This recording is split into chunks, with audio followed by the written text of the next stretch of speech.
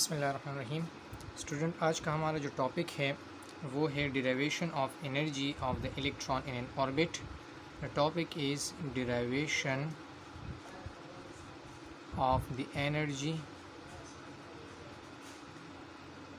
Of an electron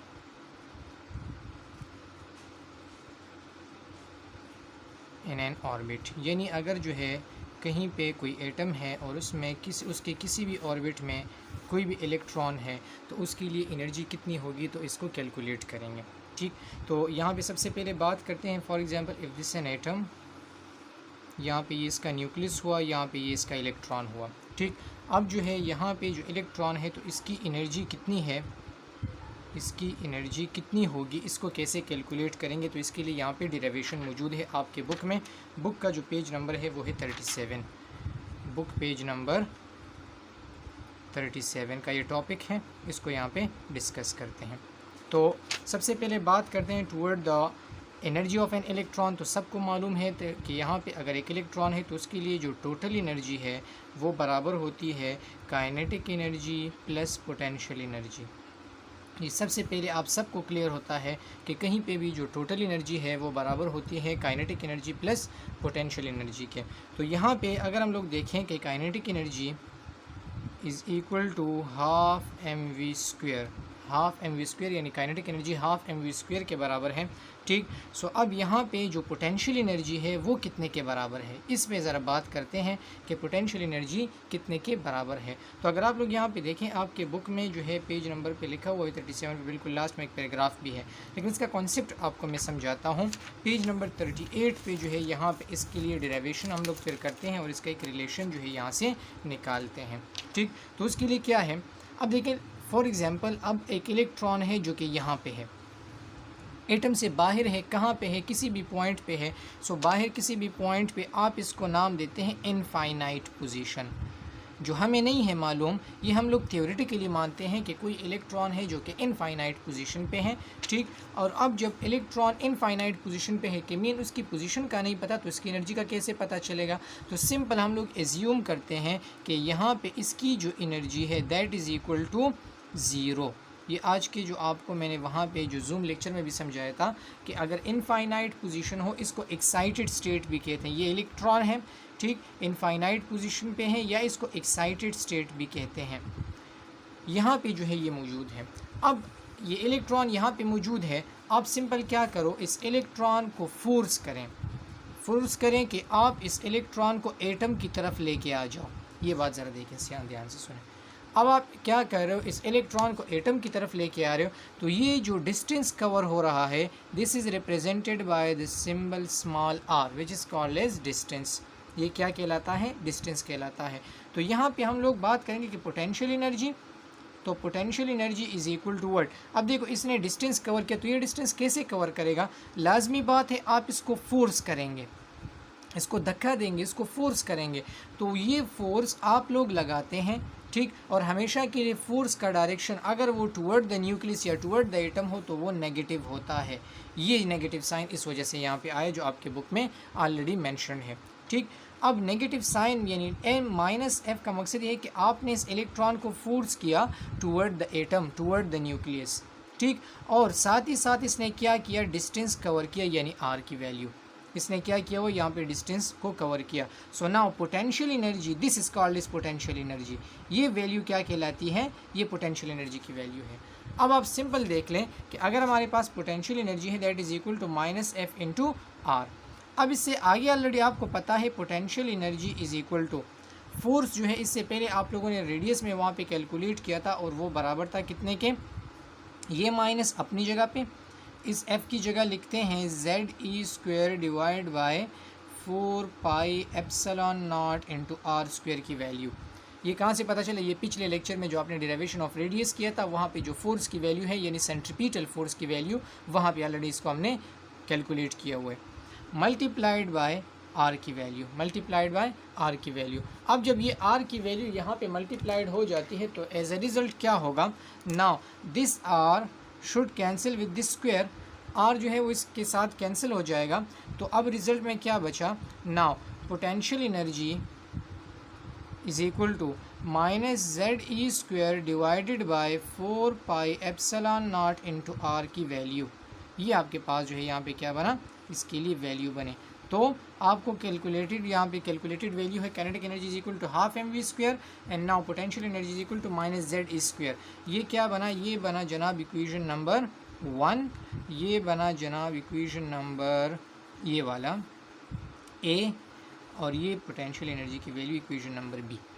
ठीक, अब simple क्या करना है, bye putting the value, bye putting the values of equation number 1 into of A and B in equation 1, यानी equation 1 में क्या करें, इसको आप लोग पुट करें। तो अब आपके पास रिजल्ट क्या बनेगा, now this total energy, this one energy या सिंपल ई लिख दें, is equal to kinetic energy कितने के बराबर है, हाफ एम वी स्क्वायर, यहाँ पे लिखो हाफ एम वी स्क्वायर। ठीक, फिर जो है ये माइनस जो है यहाँ पे देखो, फिर प्लस जो है ऑलरेडी आपको पता है, लेकिन प्लस माइनस के साथ जो है मल्टीप्लाइड होकर माइनस बनेगा। सो माइनस पोटेंशियल एनर्जी की value Z e square divide by 4 pi epsilon not into r की वैल्यू, ये आपके पास बनी। ठीक, अब फर्दर क्या करना है, now energy is equal to m v square की वैल्यू ऑलरेडी हमें कैलकुलेटेड है, तो सिंपल क्या करें, इसकी जगह जो है वो रेडियस के में हमने कैलकुलेट किया हुआ है ऑलरेडी, वो कितने के बराबर, Z e square divide by 4 pi epsilon not into r, तो इसकी जगह यहाँ पे वो वैल्यू लिखो। So now 1/2 into Z e square divide by 4 pi epsilon not into r, यानी यही वैल्यू, फिर minus Z e square divide by 4 pi epsilon not into r की वैल्यू, ये दोनों वैल्यूज़ आपके पास बनी। ठीक, अब फर्दर आपको मैंने वहाँ पे जो क्वेश्चन भी समझाया था कि जो kinetic, this is the value of kinetic energy, this is the value of potential energy. तो अब देखिए काइनेटिक एनर्जी की वैल्यू वही वैल्यू डिवाइडेड बाई 2 होती है, और ये वैल्यू डिवाइड बाई 2 नहीं होती। तो आपको अगर कहीं पे बता दिया जाए कि एक इलेक्ट्रॉन घूम रहा है ऑर्बिट में, तो अब इसके लिए काइनेटिक एनर्जी ज़्यादा होगी या पोटेंशियल एनर्जी, तो आपने बताना है पोटेंशियल एनर्जी। क्यों, बिकॉज ये डिवाइड बाई 2 नहीं है, और यही वैल्यू काइनेटिक के लिए डिवाइड बाई 2 है। ठीक, तो ये आपने जहन में रखना है। अब फर्दर जो है यहाँ पे ऑलरेडी जो है इसको रीअरेंज करते हैं, मल्टीप्लाइड करते हैं, एलसीएम निकालते हैं, आपके पास रिज़ल्ट में बनता है that E is equal to minus Z e square divide by 8 pi epsilon not into r, epsilon not into r, ये इक्वेशन आपके पास जो है ये फर्दर मल्टीप्लिकेशन वगैरह से हो जाता है। अब आपने फिजिकल मीनिंग में ये देखना है कि now putting the value of r from the equation number 2.8 into equation number 2.13। ठीक, 2.8 आपने वहाँ पे जो है वो रेडियस की जो वैल्यू मालूम की थी, वो सिंपल क्या कर रहे हैं, यहाँ पे रेडियस की जगह वो वैल्यू पुट करें। सो नाउ हम लिख सकते हैं कि by putting the value of r, ये कहाँ से आप लोग लेंगे, पिछले लेक्चर से आप लोग लेंगे, वहाँ पे रेडियस में जो आपने रेडियस की वैल्यू को कैलकुलेट किया है। इनटू ये आपके पास फॉर एग्जांपल इक्वेशन नंबर 2 बना, सो into equation number 2, equation number 2 में क्या करें, इसको आप लोग यहाँ पे पुट करें।